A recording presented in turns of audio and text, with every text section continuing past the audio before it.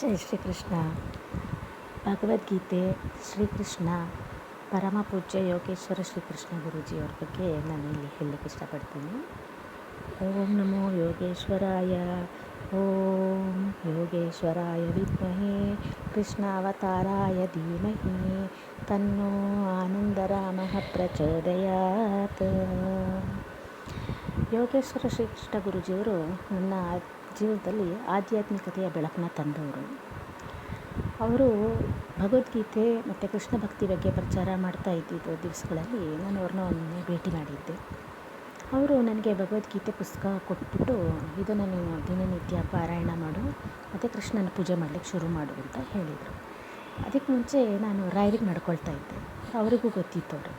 ಅವ್ರು ಹೇಳಿದರು, ರಾಯರಿಗೆ ಪೂಜೆ ಮಾಡಿದ್ಯಾ ನೀನು, ಅವರೇ ನಿನಗೆ ಇವಾಗ ಡೈರೆಕ್ಟ್ ಕೃಷ್ಣನ ಪೂಜೆ ಮಾಡೋ ಒಂದು ಆಶೀರ್ವಾದ ಮಾಡಿದ್ದಾರೆ ಅಂತ ಹೇಳಿ ತುಂಬ ಸಂತೋಷ ಆಯಿತು ನನಗೆ. ಆಮೇಲೆ ಅವ್ರ ಕಾಲಿಗೆ ನಮಸ್ಕಾರ ಮಾಡಿ ಪುಸ್ತಕನ ಮನೆಗೆ ತಂದೆ. ಪುಸ್ತಕ ತೆಗೆದು ಅದರಲ್ಲಿ ಮೊದಲನೇದು ಒಂದು ಪುಟ ಹಿಂಗೆ ತೆಗೆದಾಗ ಅವರು ಅದರಲ್ಲಿ ಬರೆದಿದ್ರು, ಏನಂದರೆ ಕೃಷ್ಣ ಸರ್ವೋತ್ತಮ, ಗೀತಾ ಗ್ರಂಥೋತ್ತಮ ಅಂತ.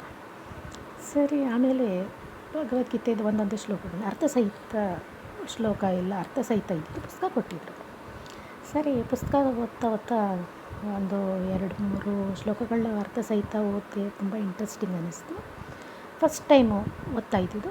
ಸರಿ, ಹೀಗೆ 18 ಅಧ್ಯಾಯನೂ ಓದಿದೆ. ಎಷ್ಟೋ ವಿಷಯಗಳೆಲ್ಲ ಅದರಿಂದ ನನಗೆ ತಿಳ್ಕೊಂಡೆ. ನಾನು ತುಂಬ ಇಂಟ್ರೆಸ್ಟಿಂಗ್ ಅನ್ನಿಸ್ತು. ನಮಗೆ ಯಾವುದೋ ಒಂದು ಗೊತ್ತಿಲ್ಲದೆ ಇರೋ ಒಂದು ಹೊಸ ನಾಲೆಜ್ನ ನನಗೆ ಕೃಷ್ಣ ಗುರೂಜಿಗಳು ಕೊಟ್ಟರು ಅಂತ ಹೇಳಿ ತುಂಬ ಸಂತೋಷ ಆಯಿತು ನನಗೆ. ಆಮೇಲೆ ಈಗ ನಾನು ದಿನನಿತ್ಯ ಭಗವದ್ಗೀತೆನ ನಾನು ಪಾರಾಯಣ ಮಾಡ್ತೀನಿ. 1-1/4 ಗಂಟೆ ಆಗುತ್ತದು. ತುಂಬ ಇಷ್ಟ ಆಗುತ್ತೆ ಓದ್ತಾ ಇದ್ದಾಗ. ಅದೇನೋ ಒಂದು ಮನಸ್ಸಿಗೆ ತುಂಬ ಸಂತೋಷ ಅನಿಸುತ್ತೆ. ಆಮೇಲೆ ಎಷ್ಟೋ ವಿಷಯಗಳನ್ನ ನಾವು ಅದರಿಂದ ತಿಳ್ಕೊಂಡು ಮತ್ತು ನನ್ನ ಜೀವನದಲ್ಲಿ ನಾನು ಅದನ್ನು ದಿನನಿತ್ಯ ಜೀವನದಲ್ಲಿ ನಾನು ಅದನ್ನು ಅಳವಡಿಸ್ಕೊಂಡಿದ್ದೀನಿ. ತುಂಬ ಎಲ್ಲ ವಿಷಯಗಳನ್ನ ಕಲ್ತ್ಕೊಂಡಿದ್ದೀನಿ ಅದರಿಂದ. ಆಮೇಲೆ ಏನಂದರೆ ದುಃಖ ಬಂದಾಗ ಒಂದು ಅಳೋದು ಅಥವಾ ಸಂತೋಷ ಆಯಿತು ಅಂದರೆ ಜಾಸ್ತಿ ಸಂತೋಷ ಪಡೋದು, ಇದೆಲ್ಲ ಏನಿತ್ತು ಅವೆಲ್ಲ ಏನಿಲ್ಲ. ಇವಾಗ ಏನಂದರೆ ಅದರಲ್ಲಿ ಶ್ಲೋಕದಲ್ಲಿ ಬರೆದಂತೆ ಈಗ ಕಷ್ಟವೇ ಇರಲಿ ಸುಖವೇ ಇರಲಿ ನಾರ್ಮಲಾಗಿರೋದು ಒಂದು ಅಭ್ಯಾಸನ ರೂಢಿ ಮಾಡ್ಕೊಂಡಿದ್ದೀನಿ ಇವಾಗ ನಾನು ಅದನ್ನು. ಆಮೇಲೆ ಗುರೂಜಿಗಳು ಯಾವಾಗಲೂ ಹೇಳೋರು, ಇಷ್ಟ ದೈವ ಅವರು ಮತ್ತು ನಾವು ಆರಾಧ್ಯ ದೈವ ಅಂತ ಏನು ಹೇಳ್ತೀವಿ, ಅವರು ನಮ್ಮನ್ನು ಗಮನಿಸ್ತಿರ್ತಾರೆ, ನಮ್ಮ ಚಿಕ್ಕ ಪುಟ್ಟ ಆಸೆನೆಲ್ಲ ಈಡೇರಿಸ್ತಾರೆ ಅಂತಂದ್ಬಿಟ್ಟು. ಅದು ಒಂದು ಸಂದರ್ಭದಲ್ಲಿ ಹೀಗೆ ಕಾಶಿಗೆ ಹೋಗಿದ್ವಿ ಒಂದು ಸರಿ. ಹಾಗೇನಾಯ್ತಲ್ಲಿ ನಮಗೆ ಪ್ಲ್ಯಾನಿಂಗ್ ಮಾಡಿರಲಿಲ್ಲ, ಹಾಗೆ ಹೊರಟೋಗಿದ್ವಿ. ಅಲ್ಲಿ ನಮಗೆ ರೂಮೆಲ್ಲ ಸಿಕ್ಕಲೇ ಇಲ್ಲ ನಮಗೆ. ಸುಮಾರು ಒಂದು 1 ಅವರ್ ಎಲ್ಲ ಟ್ರೈ ಮಾಡಿದ್ವಿ, ಎಲ್ಲಿ ರೂಮ್ ಸಿಕ್ಕಲಿಲ್ಲ. ತ್ರಯೋದಶ ತಿಥಿ ಇತ್ತು, ತುಂಬ ಜನ ಎಲ್ಲ ಇದ್ದರು. ಹೋಟೆಲಲ್ಲೆಲ್ಲ ಕೇಳಿದ್ರೆ ಮತ್ತೆ 3 ಗಂಟೆ 4 ಗಂಟೆ ಹಂಗೆ ರೂಮ್ ಸಿಗೋದಿಲ್ಲ ಇಲ್ಲಿ, ಎಲ್ಲ ಕಡೆಯಲ್ಲೂ ಕೇಳಿದ್ವಿ. ಸರಿ, ಆಮೇಲೆ ಒಂದು ಡಿಸೈಡ್ ಮಾಡಿದ್ವಿ, ಕಾಶಿಯಿಂದ ಆಚೆ ಹೋಗಿ ಅಕ್ಕಪಕ್ಕದ ಊರಲ್ಲಿ ಎಲ್ಲಾದರೂ ಇತ್ತು, ಆಮೇಲೆ ಅಲ್ಲಿಂದ ಬಂದು ಇಲ್ಲಿ ದೇವರ ದರ್ಶನ ಮಾಡ್ಕೊಂಡು ಹೋಗೋಣ ಅಂತ. ಸರಿ, ಆಚೆಗೆ ಹೋಗಬೇಕಾದ್ರೆ ಅಲ್ಲೆಲ್ಲ ಚಿಕ್ಕ ಚಿಕ್ಕ ಗಲ್ಲಿಗಳು. ನಮಗೆ ಆಚೆಗೆ ಹೋಗೋಕ್ಕೂ ಸಹ ಒಂದು ದೊಡ್ಡ ವಿಶಾಲವಾದ ಒಂದು ಜಾಗದ ಅವಶ್ಯಕತೆ ಅಲ್ಲಿ ಇತ್ತು, ಯಾಕೆಂದರೆ ಟ್ರಾಫಿಕ್ಕು ಅಷ್ಟೊಂದಿತ್ತು. ಸರಿ, ಹೀಗೆ ಹೋದಾಗ ಏನಾಯಿತು, ಮುಂದೆ ಎಲ್ಲೆಲ್ಲರೂ ಗಂಗೆ ಕಾಣಿಸ್ದಾಗ ನಾವು ಅಂದ್ಕೊಂಡ್ವಿ ಇನ್ನು ಇಲ್ಲಿ ರೋಡ್ ಮುಕ್ತಾಯ ಆಯಿತು, ಇಲ್ಲ ಎಡಕ್ಕೆ ಇಲ್ಲ ಬಲಕ್ಕೆ ಎಲ್ಲಿಂದ ನಾವು ಒಂದು ರಸ್ತೆ ಸಿಗುತ್ತೆ, ಅಲ್ಲಿ ತಿರುಗಿಸ್ಕೊಂಡು ಗಾಡಿನ ವಾಪಸ್ ಹೋಗೋದು. ಆ ಒಂದು ಟರ್ನ್ ಮಾಡಬೇಕು ಇವರು ಇನ್ನೊಂದು 2 ನಿಮಿಷ. ಆವಾಗ ನನಗೆ ಎಲ್ಲೋ ಒಂದು ಕಡೆ ತುಂಬ ದುಃಖ ಆಯಿತು. ಇಷ್ಟು ದೂರ ಬಂದಿದ್ದೀವಿ, ನಮಗೆ ಈಗ ಈ ಥರ ಆಗೋಯ್ತಲ್ಲ, ರೂಮ್ ಸಿಕ್ಕಲಿಲ್ಲ, ಆಚೆಗೆ ಹೋಗಬೇಕಾಯ್ತು, ಬೇರೆ ಎಲ್ಲೋ ಕಡೆಯಿಂದ ಬರಬೇಕಾಯ್ತಲ್ಲ. ಕೃಷ್ಣನ ಬೇಡ್ಕೊಂಡೆ, ಕೃಷ್ಣ ಏನಾದರೂ ಒಂದು ವ್ಯವಸ್ಥೆ ಆಗಿದ್ದರೆ, ಒಂದು ರೂಮ್ ಸಿಕ್ಕಿದ್ರೆ ಚೆನ್ನಾಗಿರೋದು ಇಲ್ಲಿರೋಕ್ಕೆ ಅಂತ ನಾನು ಅಂದ್ಕೊಂಡು ಪ್ರಾರ್ಥನೆ ಮಾಡಿದೆ. ಇವರು ಅದೇ ಸಮಯಕ್ಕೆ ಬಲಗಡೆಗೆ ಹಿಂಗೆ ಕಾರನ್ನ ತಿರುಗಿಸ್ಕೊಂಡ್ರು ಮನೆಯವರು. ಆಗ ಅಲ್ಲಿ ನೋಡ್ತೀವಿ ಬಲಗಡೆಯಲ್ಲಿ ಒಂದು ಉಡುಪಿ ಶ್ರೀಕೃಷ್ಣ ಮಠ ಅಂತ ಒಂದು ಬೋರ್ಡ್ ಹಾಕಿತ್ತು ಆ ಬಿಲ್ಡಿಂಗು. ಅಲ್ಲಿ ಹೋಗಿ ವಿಚಾರಿಸಿದ್ವಿ, ಈ ಥರ ನಿಮಗೆ ರೂಮ್ ಬೇಕು. ಅವರಂದ್ರೆ ಬುಕ್ಕಿಂಗ್ ಮಾಡಿದ್ದೀರಾ? ಇಲ್ಲ, ಹೀಗೆ ಬಂದಿದ್ದೀವಿ, ನಾವು ರೂಮ್ ಸಿಗುತ್ತೆ ಅಂದ್ಕೊಂಡು ಬಂದ್ವಿ. ಆಗ ಅವರು ಹೇಳಿದರು, ಇಲ್ಲೆಲ್ಲ ತುಂಬ ಕಷ್ಟ, ಆ ಥರ ಸಿಗೋಲ್ಲ, ಮುಂಚೆನೇ ಬುಕ್ ಮಾಡಬೇಕು, ಆದರೆ ನಿಮ್ಮ ಅದೃಷ್ಟ ಇವತ್ತು ರೂಮ್ ಇಲ್ಲಿ ಇದೆ, ನಿಮಗೆ ಖಾಲಿ ಇದೆ, ಸಿಗುತ್ತೆ, ಕೊಡ್ತೀವಿ ರೂಮ್. ಸರಿ, ತುಂಬ ಖುಷಿಯಾಯಿತು. ಆಮೇಲೆ ಅಲ್ಲೇ ಕೃಷ್ಣಗೊಂದು ಥ್ಯಾಂಕ್ಸ್ ಹೇಳಿ ಅಲ್ಲೇ ರೂಮ್ನಲ್ಲೆಲ್ಲ ರೆಸ್ಟ್ ತೊಗೊಂಡು ಆಮೇಲೆ ನಾವು ಅಲ್ಲಿವರೆಗೆ ಗೀತಾ ಪಾರಾಯಣ ಮಾಡ್ತಾ ಇದ್ವಿ ನಾವು. ಗೀತಾ ಗಂಗೆನ ನಾವು ದಿನ ತಗೊಳ್ತಾ ಇದ್ದೀವಿ, ಸೇವನೆ ಮಾಡ್ತಾಯಿದ್ದೀವಿ. ಇವತ್ತು ಅಲ್ಲಿ ಆ ಗಂಗೆನೂ ನಮಗೆ ನೋಡಲಿಕ್ಕೆ ಸಿಕ್ತು, ಸ್ನಾನ ಮಾಡಲಿಕ್ಕೆ ಸಿಕ್ತು. ತುಂಬ ಸಂತೋಷ ಆಯಿತು ನಮಗೆ. ಆಮೇಲೆ ಇದೆಲ್ಲ ಕೃಷ್ಣನಿಂದನೇ ಆಗಿದ್ದು ಅಂತ ಹೇಳಿ ಕೃಷ್ಣನೊಂದು ಥ್ಯಾಂಕ್ಸ್ ಹೇಳಿ ಆಮೇಲೆ ನಾವು ಹೋಗಿ ಈಶ್ವರನ ದರ್ಶನ ಮಾಡ್ಕೊಂಡು ಬಂದ್ವಿ. ಮತ್ತು ಒಂದು ದಿವಸ ನಾವಲ್ಲಿ ಉಳ್ಕೊಂಡು ಕಾಶಿವಾಸಿಗಳು ಆದ್ವಿ. ಯಾಕೆ ಹೇಳ್ತೀನಿ ಅಂದರೆ, ದೇವರು ಅಂದರೆ ಹೇಳ್ತಾರೆ ನಮಗೆ ಎಷ್ಟೋ ಜನ್ಮದಿಂದನೂ ನಮಗೆ ಅವನು ನೆಂಟ ನಮಗೆ ಅಂತ ಹೇಳ್ತಾರೆ. ಆವತ್ತು ಅಲ್ಲಿ ನನಗದು ಅರಿವಾಯಿತು. ಈ ಕಡೆಯಿಂದ ಕೃಷ್ಣ, ಆ ಕಡೆಯಿಂದ ಈಶ್ವರ ಇಬ್ಬರು ನಮಗೆ ಸಹಾಯ ಮಾಡಿದರು. ಒಂದು ದೇವರ ದರ್ಶನ ಚೆನ್ನಾಗಿ ಆಯಿತು ನಮಗೆ. ಆವಾಗ ನನಗೆ ಎಲ್ಲೋ ಒಂದು ಕಡೆ ದೃಢ ನಂಬಿಕೆ ಬಂತು. ಅಷ್ಟು ದಿವಸ ನಾವು ದೇವರಿಗೆ ಪೂಜೆ ಮಾಡ್ತೀವಿ, ಆದರೆ ಯಾವುದೂ ಏನು ನಾನು ಯಾವತ್ತೂ ಆ ಥರ ಏನೂ ಬೇಡ್ಕೊಂಡಿರಲಿಲ್ಲ ದೇವರ ಹತ್ರ. ಯಾವತ್ತಿಲ್ಲಿ ನಾವು ಹಿಂಗೆ ಬೇಡ್ಕೊಂಡ್ವಿ ಮತ್ತು ನಮ್ಗೆ ತಕ್ಷಣ ರಿಸಲ್ಟು ಸಿಕ್ತು. ಅದು ಆವಾಗ ಕೃಷ್ಣನ ಮೇಲೆ ಒಂದು ಏನು ನಂಬಿಕೆ ಒಂದಿದೆ ಅದು ತುಂಬ ಸ್ಟ್ರಾಂಗ್ ಆಯಿತು ನಮಗೆ. ಇದೆಲ್ಲ ಕಾರಣ ನಮ್ಮ ಯೋಗೇಶ್ವರ ಶ್ರೀಕೃಷ್ಣ ಗುರೂಜಿಗಳು, ಅವ್ರ ಮಾರ್ಗದರ್ಶನ. ಅವರು ನಮಗೆ ಒಂದು ದೃಢ ನಂಬಿಕೆ ಇದನ್ನು ಕೊಡಲಿಲ್ಲ ಅಂದಿದ್ದರೆ ನಮಗೆ ಬಹುಶಃ ಕೃಷ್ಣ ಯಾರು, ಭಗವದ್ಗೀತೆ ಏನು, ಅದರಲ್ಲಿ ಏನು ಅದರ ಅರ್ಥ ಇದೆ, ಇದೆಲ್ಲ ನಮಗೇನು ಗೊತ್ತಾಗ್ತಾ ಇರಲಿಲ್ಲ. ಇದು ಕೃಷ್ಣ ಯೋಗೇಶ್ವರ ಶ್ರೀಕೃಷ್ಣ ಗುರೂಜಿಯವರು ನಮಗೆ ಒಂದು ಮಾಡಿರೋ ಸಹಾಯ ಅಂತಲೂ ಹೇಳ್ತೀನಿ ನಾನು. ಆಮೇಲೆ ಇನ್ನೊಂದೇನೆಂದರೆ, ಅವರು ಶಕ್ತಿ ಪ್ರತೀಕ್ಷೆ ಮಾಡಿಬಿಟ್ಟು ನಮಗೆ ಹೀಲಿಂಗ್ ಎಲ್ಲ ಮಾಡೋಕ್ಕೆ ಹೇಳ್ಕೊಟ್ಟಿದ್ದಾರೆ. ನಮಗೆ ಸ್ವಲ್ಪ ಒಂದು ಸಂದರ್ಭದಲ್ಲಿ ನನಗೆ ಸ್ವಲ್ಪ ಹಣಕಾಸಿನ ಪ್ರಾಬ್ಲಮ್ ಆಯಿತು.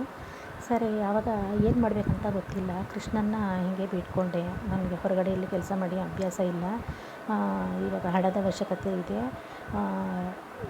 ಏನು ಮಾಡೋದು ಗೊತ್ತಾಗ್ತಾ ಇಲ್ಲ, ನೀನೇ ಒಂದು ಮಾರ್ಗ ತೋರಿಸ್ಬೇಕಂತ ಹೇಳಿ ಕೃಷ್ಣನ ಬೇಡಿಕೊಂಡೆ. ಆದರೆ ಆಮೇಲೆ ಇದನ್ನು ನಾನು ಯೋಗೇಶ್ವರ ಶ್ರೀಕೃಷ್ಣ ಗುರೂಜಿಯವ್ರ ಹತ್ರ ಯಾವತ್ತೂ ಚರ್ಚೆ ನಾನು ಮಾಡಿರಲಿಲ್ಲ, ಹೇಳಿರಲಿಲ್ಲ ನಾನು ಈ ಥರ ಕಷ್ಟದಲ್ಲಿದ್ದೀನಿ ಅಂತ. ನಾನು ಒಂದು ದಿವಸ ಹೀಗೆ ಅವರು ನನಗೆ ಫೋನ್ ಮಾಡಿಬಿಟ್ಟು ಹೇಳಿದರು, ಹೀಲಿಂಗ್ ಮಾಡೋಕ್ಕೆ ಶುರು ಮಾಡಮ್ಮ ಅಂತಿದ್ರು.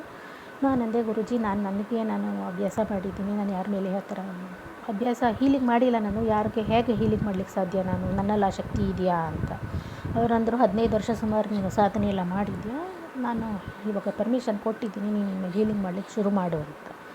ಆಮೇಲೆ ನನಗಿನ್ನೂ ನಂಬಿಕೆ ಇಲ್ಲ ಅಂದಾಗ ಅವರೇ ಒಂದು ಕೇಸ್ ಕೊಟ್ಬಿಟ್ಟು ನನಗೆ ಹೇಳಿದರು, ನೀನು ಮಾಡು, ನಿನ್ನ ಜೊತೆಗೆ ನಾನು ಇದ್ದೀನಿ, ನಿನಗೆ ನಂಬಿಕೆ ಬರುತ್ತೆ, ನಿನ್ನಲ್ಲಿದೆ ಆ ಒಂದು ಟ್ಯಾಲೆಂಟ್ ಇದೆ, ಮಾಡ್ಬೋದು, ಶುರು ಮಾಡು.